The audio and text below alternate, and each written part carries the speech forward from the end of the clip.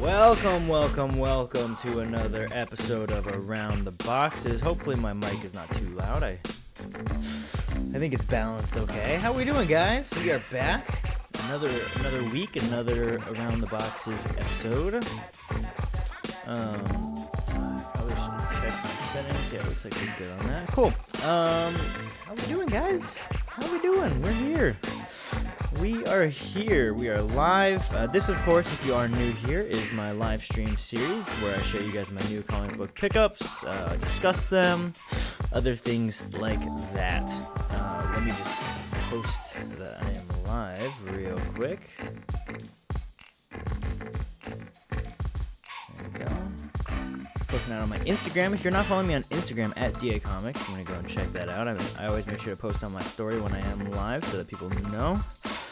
And I also post out different stuff. How do I do this? There we go.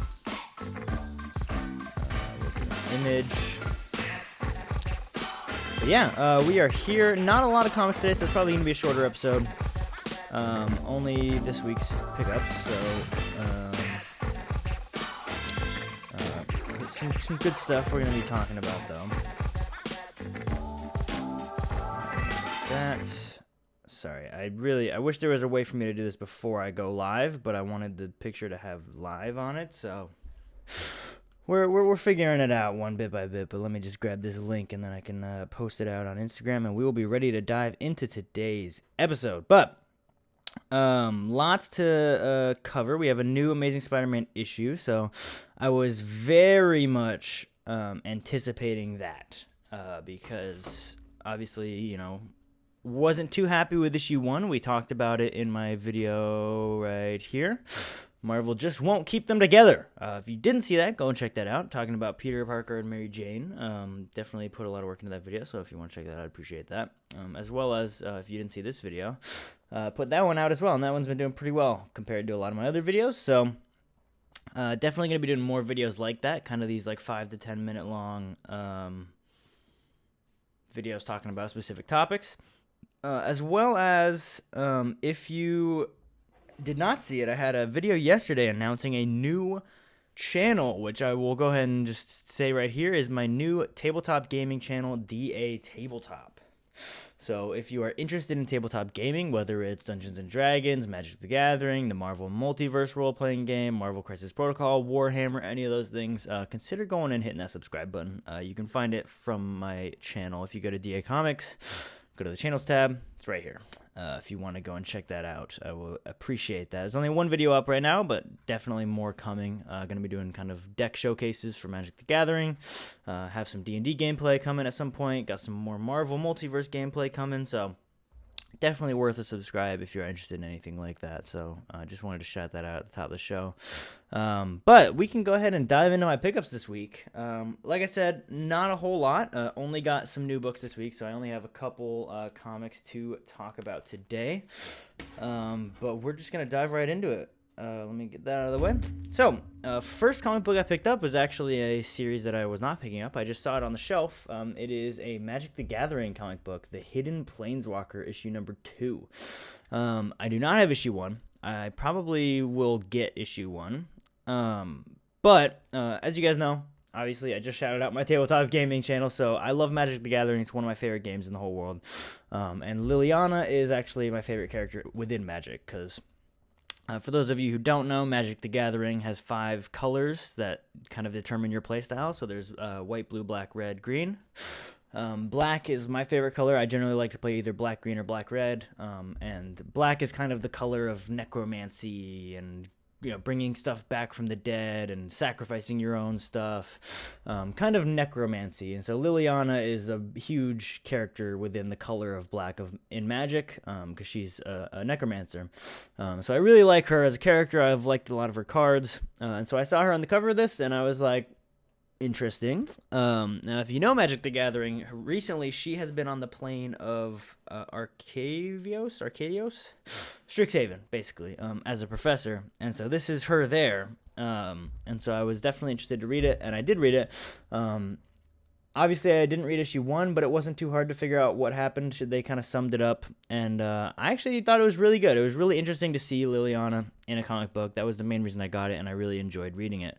And I'm definitely going to get the next issue. I'm looking forward to more of these. It seems like they're really ramping up the Magic comics, and I think that's really cool.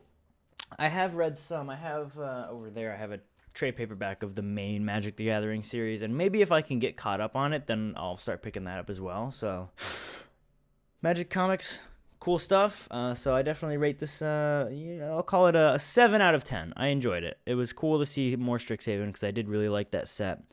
And obviously it's great to see Liliana doing her thing. So awesome book. Moving right along.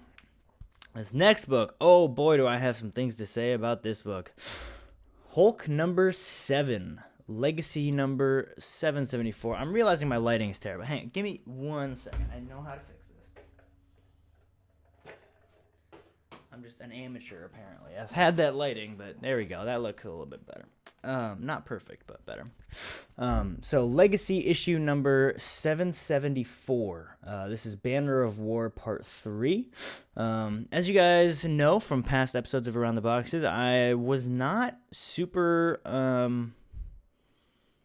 I wasn't super excited for Banner of War. I didn't really have much expectations for it. But now, having gotten into it, I'm actually thoroughly enjoying it. And I will say, this issue was probably my favorite issue out of Banner of War so far. I mean, we have a new Hulkbuster Iron Man, which is basically a Celestial. So Iron Man has reached new power levels. But basically something really cool happened in this issue, which I'm going to show you guys. Spoiler alert if you haven't read this book and you're planning to, or if you just care about spoilers. First of all, Hulk absolutely is getting destroyed by Iron Man, but not killed. Thor and Odin are having some issues, and Hulk basically explodes in a massive gamma explosion. And what's super cool is this actually Hulkifies Thor. So we have a hulked out Thor, which is going to be really cool. That's going to be the next issue in Thor number 26, right there. So that's super cool. I am very excited to see that. It's basically going to be Iron Man fighting Hulk Thor, or maybe it'll be Hulk fighting Hulk Thor. I don't really know what's going on, or what will be going on. So I'm excited for the next issue to see what will happen, because that was definitely an awesome cliffhanger ending with a hulked out Thor. So it also looks like they're going to do that typical thing where it's like, this is the ultimate Hulk versus Thor fight, but there's not going to be a clear winner. I think it's going to be pretty odd. Like, they're not going to have it be like Hulk wins, Thor wins. Like, it's going to end up being neither, and then people can continue to debate which one would win. So, not surprised there, but honestly, enjoying it. I think it's really cool, and hopefully the next issue continues on that, because I really enjoyed that one. I thought it was really, really good.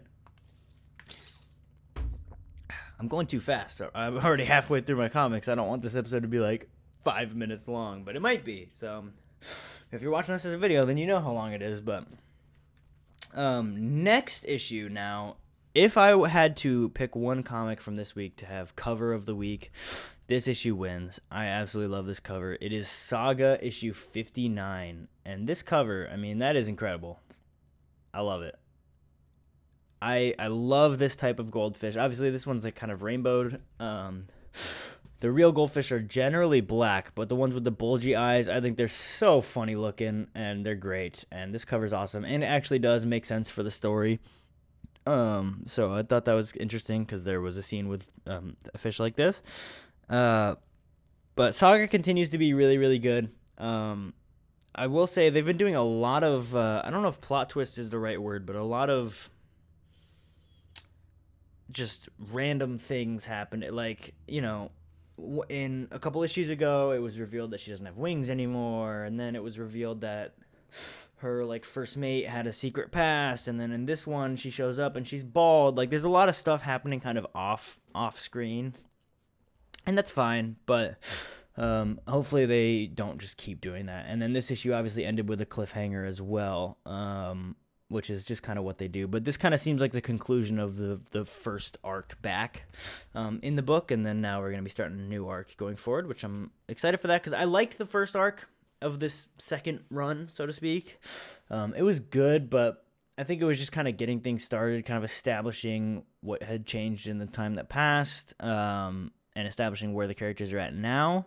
And so now that that's established, I'm looking forward to see the stories that they can tell going forward.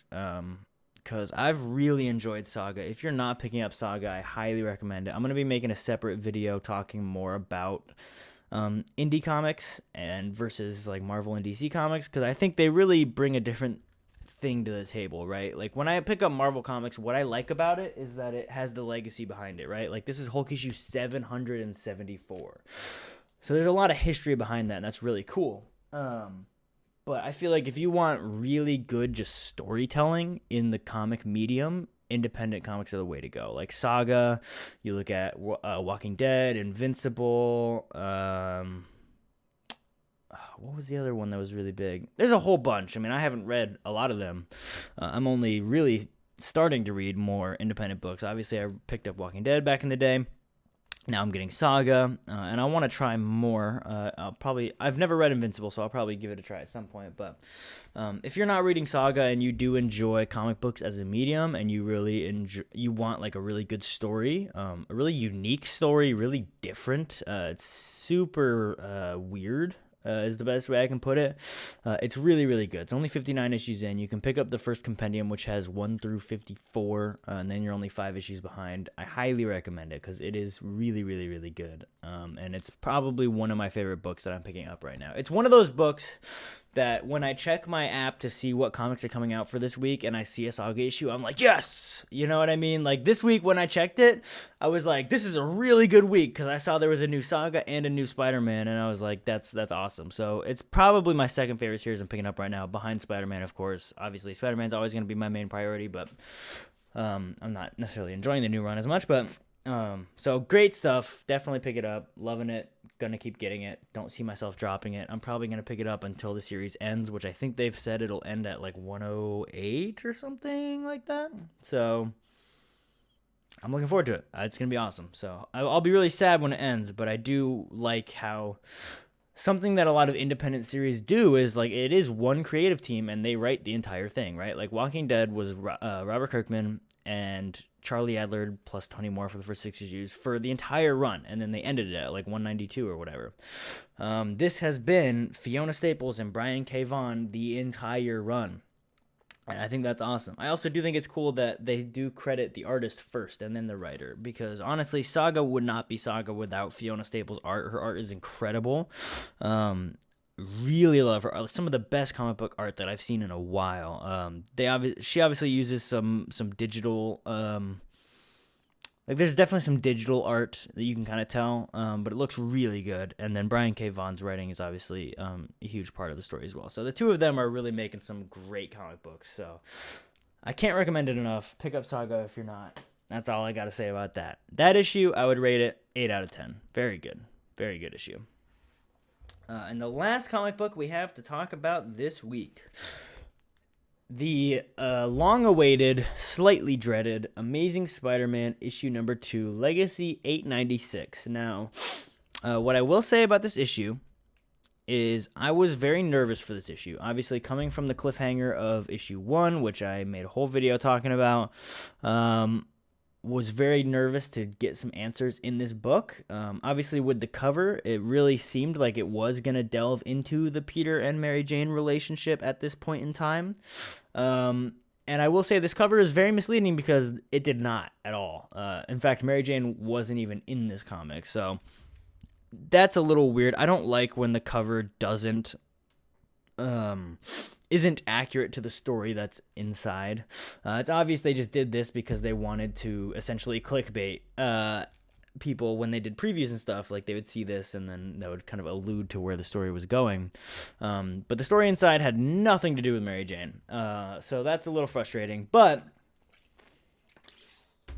what I will say, other than my disappointment from expecting answers with Mary Jane and her not even being in the book, I did enjoy this issue a little bit more than issue 1. I will say that. Norman Osborne showed up, so I'm glad to see that he's kind of involved in the story.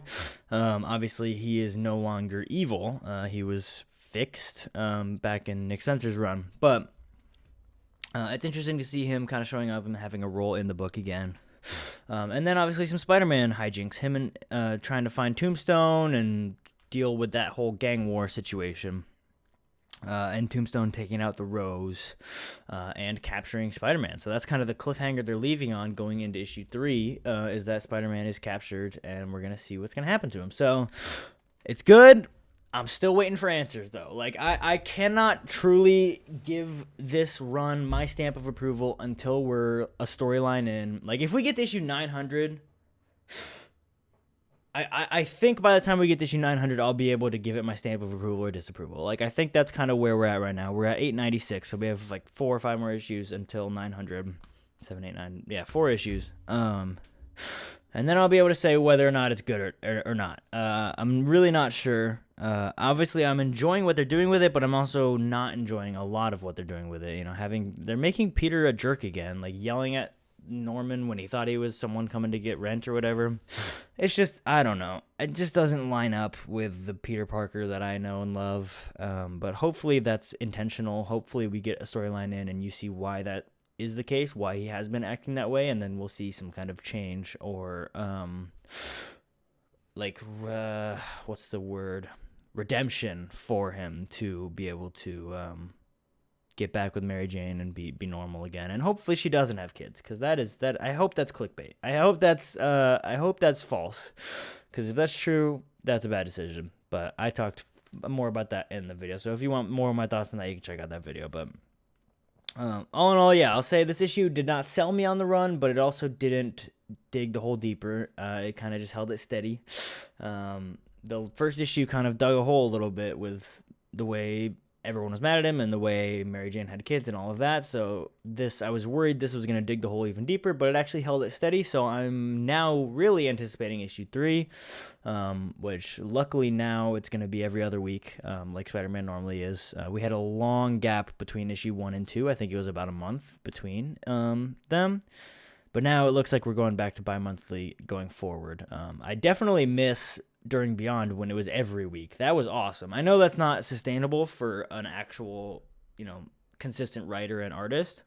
But at least we're back to bi-weekly. I as long as we're getting it on a consistent basis, I'm good. I just don't want to be waiting a month to get some answers. So 2 weeks till we get issue 3, and then we can talk further about what is going on with the series. So all in all, I would rate this book probably higher than issue 1. I definitely liked this one more than issue 1, but could be better. Could be better. They're still committing to some things that they haven't explained some of their choices yet. So I'm waiting for that, and then I'll give it my final verdict. So we will definitely have a full video talking about once the first arc is done. So pretty much around the time of 900, I'll probably have a full video discussing that, and then obviously down the line we'll review the whole run whenever the day comes that it ends. But that's about it for this episode of Around the Boxes. Super short one. Actually 18 minutes, not bad.